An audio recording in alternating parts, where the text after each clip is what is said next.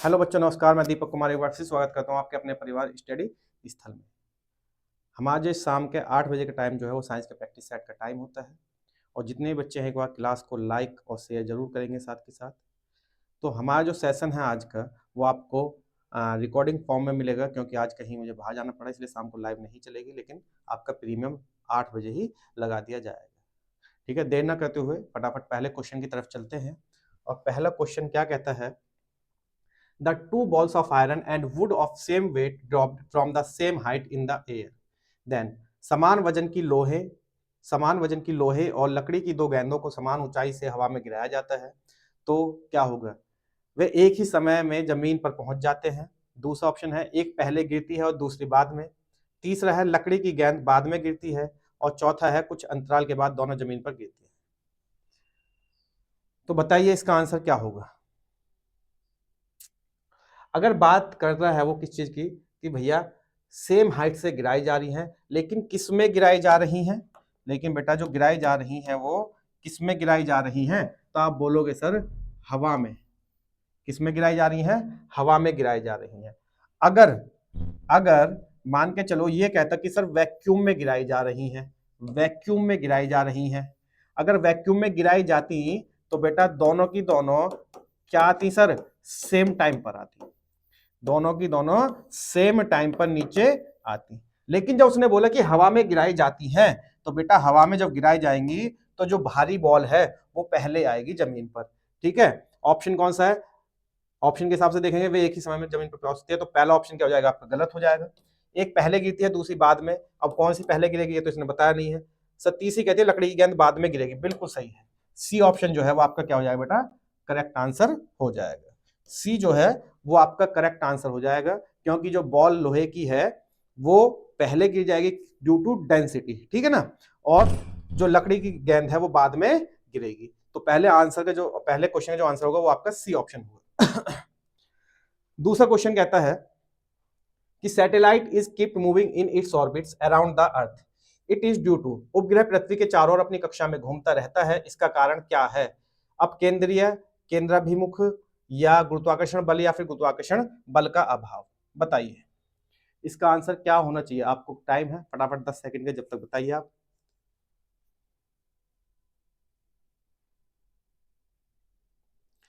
चलो सर, उपग्रह जो है जो पृथ्वी के चारों तरफ घूम रहा है उसे कौन अपनी तरफ अट्रैक्ट कर रही है? तो पृथ्वी अट्रैक्ट कर रही है ताकि वो बाहर की तरफ ना निकल जाए। और इस पर जो पृथ्वी मून पर जो लगने वाला बल है उसको सर हम क्या बोलते हैं? तो उसको बोलते हैं हम सेंट्रीपिटल फोर्स। उसको बेटा हम क्या बोलेंगे? तो उसको बोलेंगे सेंट्रीपिटल फोर्स। क्या बोलेंगे? सेंट्रीपिटल फोर्स बोलेंगे। ठीक है, गुरुत्वाकर्षण बल का मतलब नहीं है यहाँ पर। जो जिसके चारों तरफ घूम रहा है चंद्रमा वो कहीं बाहर निकल जाए तो दिक्कत है। ठीक है, तो उस पर जो काम करेगा वो कौन सा करेगा सर? सेंट्रीपिटल फोर्स काम करेगा, केंद्राभिमुख काम करेगा बल। Sir next question is, if a person is sitting in a lift then when will he feel that his weight increase. यदि कोई व्यक्ति लिफ्ट में है तो उसे कब लगेगा कि उसका वजन बढ़ गया है? बताइए उसका वजन बढ़ गया है कब लगेगा? जब लिफ्ट तेजी से ऊपर की ओर जा रही है, या जब लिफ्ट तेजी से नीचे जाती है, या जब लिफ्ट समान वेग से ऊपर की ओर जा रही है, या जब लिफ्ट समान वेग से नीचे की ओर जा रही है। बताइए कब बढ़ेगा भैया? उसे कब ऐसा लगेगा कि उसका जो वजन बढ़ गया है? मान के चलोगा तेजी से नीचे की तरफ आए, अगर तेजी से नीचे की तरफ आए तो उसे ऐसा प्रतीत होगा कि मेरा वजन जो है वो बहुत कम है। तो तेजी से नीचे आए तो नहीं होगा, लेकिन हाँ अगर एक साथ तेजी से ऊपर की तरफ जा रही है तो उसे बिल्कुल महसूस होगा कि उसका जो वजन है वो क्या हो गया है? बढ़ गया है। ठीक है, उसका जो वजन है उसे महसूस होगा कब बढ़ा हुआ? जब एक साथ लिफ्ट तेजी से ऊपर की तरफ जाएगी। अगर तेजी से नीचे की तरफ जाती है तो वजन या वेट जो है उसे कैसा महसूस होगा कि उसका जो भार है वो क्या हो गया है? कम हो गया। तो आंसर ए आपका करेक्ट हो जाएगा। ठीक है बेटा, चलो नेक्स्ट है sir, what will happen if an object is throne into space with the speed of 8 kilometre पर सेकंड। यदि किसी वस्तु को 8 किलोमीटर पर सेकंड की गति से अंतरिक्ष में फेंका जाए तो क्या होगा? The object will go into space, वस्तु अंतरिक्ष में जाएगी। It will return to earth, यह पृथ्वी पर वापस आ जाएगी। It will rotate into the orbit of earth, यह पृथ्वी की कक्षा में चक्कर लगाएगी। या डी ऑप्शन है सर यह फट जाएगी, इट विल बस्ट आउट। ठीक है, बताइए क्या होगा जल्दी से।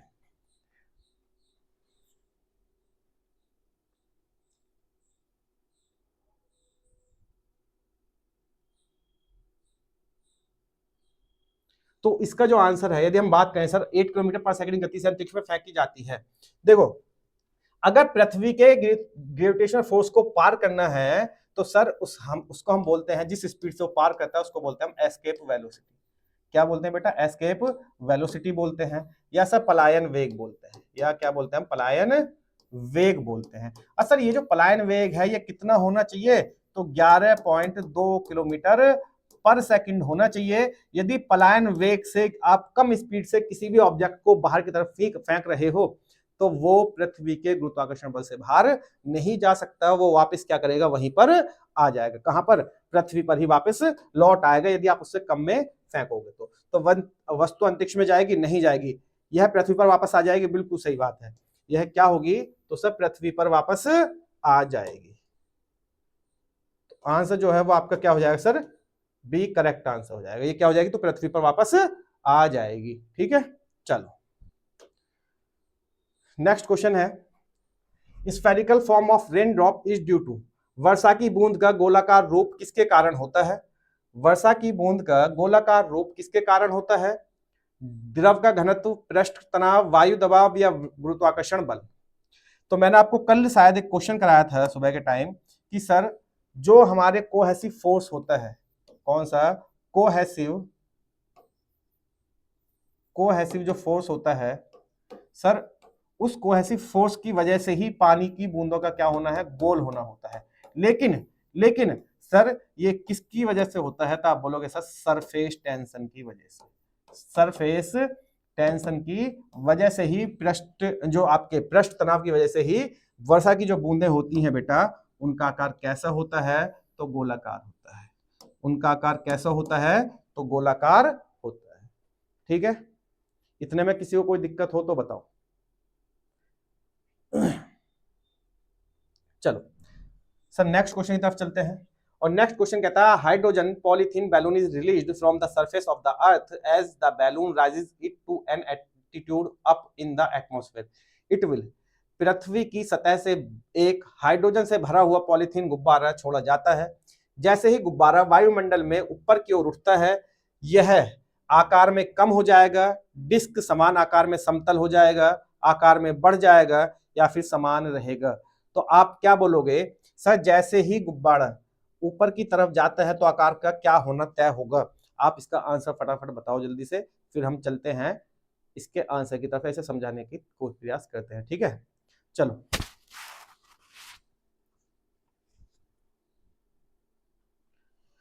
चलो देखो, यदि हम बात करें सर, एक हमने वर्ड सुना है एटमॉस्फेरिक प्रेशर, हमने एक वर्ड सुना है एटीपी, एटमॉस्फेरिक प्रेशर। सर ये एटमॉस्फेरिक प्रेशर जो है, हम जितना नीचे रहेंगे यहाँ पर एटीपी क्या रहेगा सर? उतना ही ज्यादा रहेगा। सर जैसे जैसे हम ऊपर की तरफ जाते रहेंगे, एटीपी की जो मात्रा है, एटीपी का जो परिमाण है वो क्या होता रहेगा सर? एटीपी कम होता रहेगा। क्या होता रहेगा?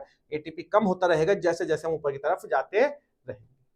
जब तक हम नीचे हैं, क्रस्ट के साथ हैं, या थोड़ी बहुत मतलब ऊपर की तरफ जा रहे हैं, तो 80 ऊपर की तरफ जितना जाओगे एटमॉस्फेरिक टेम्परेचर, एटमॉस्फेरिक प्रेशर जो है वो इतना ही कम होता चला जाएगा। ठीक है, चलो जब एटमॉस्फेरिक प्रेशर कम होता चला जाएगा तो इसका क्या प्रभाव पड़ेगा? देखो, जब कोई गुब्बारा मान के चलो नीचे की तरफ है, कोई गुब्बारा यहाँ है, ये इसका आकार है, और बेटा इस पर जो एटमॉस्फेरिक प्रेशर है इसकी बाहरी सतह पर, सर जो एटमॉस्फेरिक प्रेशर है इसकी बाहरी सतह पर, वो क्या होगा? ज्यादा होगा। सर जब ज्यादा होगा तो जैसे जैसे ये ऊपर की तरफ चला जाएगा तो सर इसका जो आकार है वो क्या होगा? सब बढ़ता चला जाएगा, क्योंकि इस पर जो एटमॉस्फेरिक प्रेशर लगेगा ऊपर जाने पर, वो एटमॉस्फेरिक प्रेशर सर क्या हो जाएगा? तो कम हो जाएगा। और जैसे ही एटमॉस्फेरिक प्रेशर कम हुआ तो इसका आकार क्या हो जाएगा सर? बढ़ जाएगा। तो ऑप्शन जो है वो आपका कौन सा सही है? तो सर आकार में बढ़ जाएगा, तो सी ऑप्शन आपका बिल्कुल करेक्ट है। ठीक है, सी ऑप्शन जो है वो बिल्कुल आपका करेक्ट हो जाएगा। सही है भाई, चलो नेक्स्ट की तरफ चलते हैं, नेक्स्ट क्वेश्चन की तरफ।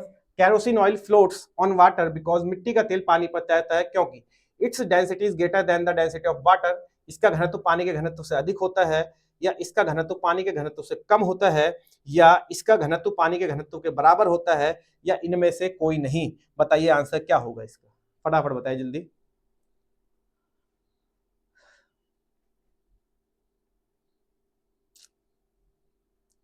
10 सेकंड का वेट है, आप तब तक आंसर दो, फिर मैं इसका आपको आंसर बताता हूं। देखो सर, मिट्टी का जो तेल है वो पानी पर तैरता है, कब तैरता है बेटा? कोई भी वस्तु किसी वस्तु के ऊपर तब तैरेगी जब उसका क्या कम हो जाएगा sir?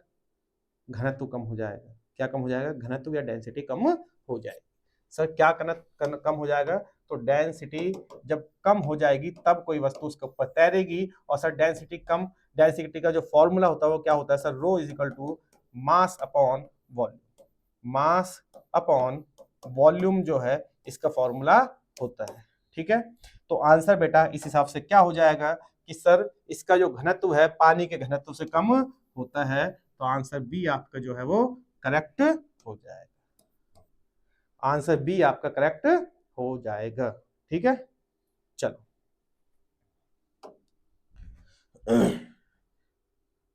The ink, next question है, while traveling by plane the ink of a pen starts to come out। हवाई जहाज से यात्रा करते समय पेन की स्याही निकलने लगती है।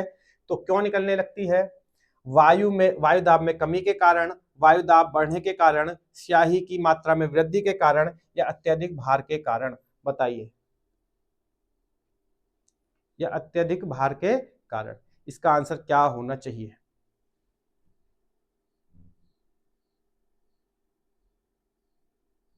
जल्दी जल्दी आंसर बताओ भाई। देखो अब फिर वही कंसेप्ट है बैलून वाला। अगर हम बात करें तो जब तक प्लेन अर्थ पर है तो उसके अंदर एटमॉस्फेरिक प्रेशर क्या है? ज्यादा है। एटमॉस्फेरिक प्रेशर ज्यादा है, ठीक है, प्लेन के अंदर। तो इंक पर जो एटमॉस्फेरिक प्रेशर लग रहा है वो ज्यादा लग रहा है, ठीक। लेकिन जैसे ही प्लेन हवा में गया, ऊपर गया, तो वहां पर बाहर का एटमॉस्फेरिक प्रेशर क्या हो गया? ज्यादा हो गया। और जो रिफिल है उसमें अंदर का प्रेशर ज्यादा हो गया। अब एक बात बताओ, कोई भी वस्तु है जब अंदर का प्रेशर ज्यादा हो, बाहर का प्रेशर कम हो, तो वो कहां की तरफ भागेगी? बाहर की तरफ भागेगी। तो जैसे ही प्लेन हवा में जाता है तो प्लेन में जो आपका एटमॉस्फेरिक प्रेशर है वो जैसे ही कम होगा तो पेन के अंदर का जो प्रेशर है, निडिल का जो उसके रिफिल का जो प्रेशर है अंदर इंक पर, वो प्रेशर क्या हो जाएगा? ज्यादा हो जाएगा। तो जैसे ही अंदर का प्रेशर ज्यादा हुआ, बाहर का प्रेशर कम हुआ, तो इंक क्या करेगी? तुरंत ही बाहर की तरफ को भागनी स्टार्ट कर देगी। तो सेम बैलून वाला ही कंसेप्ट है। और आंसर क्या लगेगा? सब वायु दाब में कमी के कारण ही, वायु दाब में कमी के कारण ही आपके जो पेन की इंक है वो हवाई जहाज में निकलने लगती है। ठीक है, चलो नेक्स्ट क्वेश्चन है, what is alopecia? What is alopecia? Alopecia क्या है बताइए? त्वचा को नुकसान, बालों का झड़ना, दांतों की हानि, अधिवृक्क ग्रंथियां को नुकसान। बताइए एलोपीशिया क्या होगा? बताइए भाई फटाफट सब, व्हाट इज एलोपीशिया? जो एलोपेशिया है वो क्या होगा? बताइए, व्हाट इज एलोपेशिया? एलोपेशिया क्या है? त्वचा को नुकसान, बालों को झड़ना, या फिर दांतों को हानि, या अधिवृक्क ग्रंथियों को नुकसान पहुंचाना। तो बेटा जो एलोपेशिया बीमारी है ना सर, जो एलोपेशिया बीमारी है ये किससे संबंधित है? तो आप बोलोगे सर बालों के झड़ने से संबंधित। किससे संबंधित है सर? बालों के झड़ने से संबंधित है एलोपेशिया। और सर विटामिन B7 इंपॉर्टेंट है क्या? तो विटामिन B7 सर जिसको हम बोलते हैं बायोटिन। सर जो बायोटिन है, हम विटामिन B7 जो है बालों का झड़ना सर, उस बीमारी को हम क्या बोलते हैं? एलोपेशिया, जिसके लिए इंपॉर्टेंट है विटामिन B7। अगर B7 की मात्रा आपकी ठीक ठाक है, बायोटिन की आपके अंदर अच्छा खासा है, तो आपके बाल नहीं झड़ेंगे। ठीक है भाई, चलो नेक्स्ट क्वेश्चन है, hamburger phenomena is also called. Hamburger परिघटना को डैश भी कहा जाता है। हैमबर्गर परिघटना को डैश भी कहा जाता है। Hydrogen shift, bicarbonate shift, sodium shift, या फिर क्लोराइड शिफ्ट। बताइए क्या होगा इसका आंसर?